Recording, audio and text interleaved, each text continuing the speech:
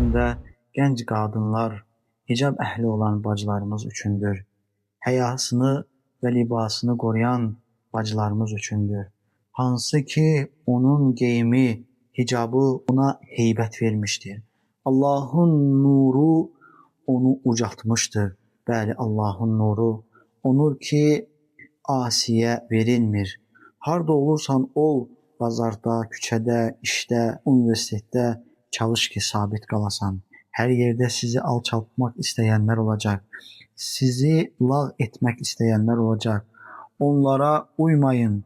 Onlar sizin heybətinizi, sizin nurunuzu əlinizdən almaq istəyirlər.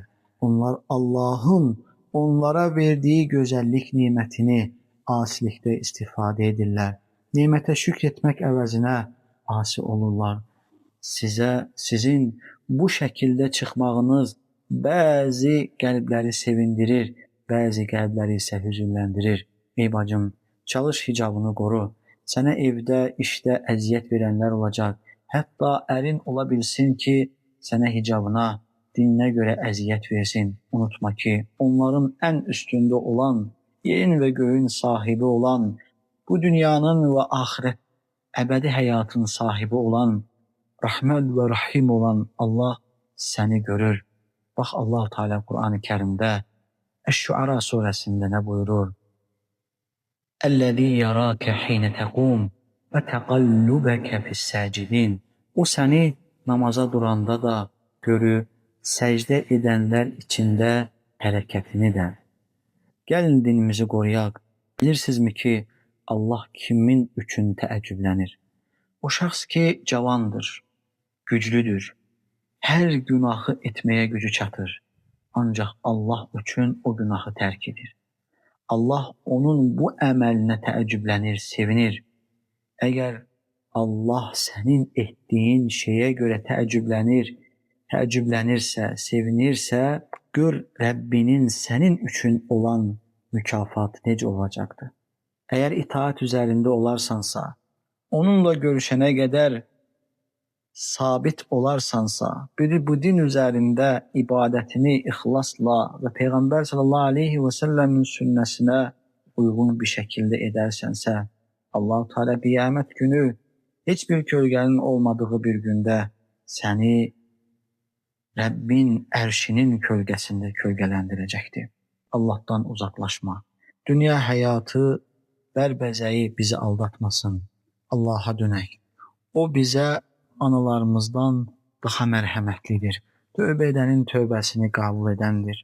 Allah Teala buyurur ki: "Qul ya ibadiyellezine esrafu ala enfusihim la taqnatu min rahmetillah." De, ey özlərinə zülm etməkdə hədd aşan qullarım, Allahın rəhmətindən ümidinizi üzməyin. Tövbə etdiyiniz zaman Allah Teala bütün günahları bağışlayandır. Allah Teala tövbə etdiyimiz zaman tövbələrimizi qəbul edəndir. Etdiyimiz günahların üstünü örtəndir. Bir şey istədiyimiz zaman o şeyi bizə verəndir. Bilmək lazımdır ki, biz əgər Rəbbimizə dönməsək, Rəbbimizə itaat etməsək, bizi qiyamət günü Allahın əzabından kim xilas edə bilər ki? Şübhə yoxdur ki, o günün sahibi, din gününün sahibi Allah Subhanahu və Teala'dır. Və bugün bizim də o günü nicat tapmağımıza səbəb olan amillərdən, əməllərdən biri də Rəbbimizə iman gətirməmizdir. Rəbbimizin əmrlərini yerinə yetirib qadağan buyurduğundan çəkinməmizdir. Rəbbimizi ucaltmağımızdır, şirkdən onu uzaq tutmağımızdır və Peyğəmbəri sallallahu aleyhi və səlləmə tabi olmağımızdır. Qıldığımız namazlardır, tutduğumuz oruclardır, verdiyimiz sədəqələrdir, söylədiyimiz gözəl sözlərdir. Bunlar qiyamət günü bizim üçün bir xəzinə olaraq tapılacaqdır. Allahdan istəyirik ki, Allah-u Teala bizi razı qaldığı şəkildə bu dünyadan köçməyi nəsib etsin və özü ilə görüşdüyümüz zaman sevinən qullardan etsin və qiyamət günü kitabımızın sağ əlinə verilənlərdən etsin və sevinərək "İqra'u kitabiyə", kitabımı oxuyun deyənlərdən olmağı bizə nəsib etsin. Ailələrimizlə, evladlarımızla, valideynlərimizlə, qardaş və bacılarımızla və bütün yaxınlarımızla Allah-u Teala bizi Firdevs cənnətinə sorğu-sualsız girməyi nəsib etsin. Amin. Subhanakallahumma və bihamdik. Nəşhədu ən la illə ənt. Estağfiruke ve netubu ileyk.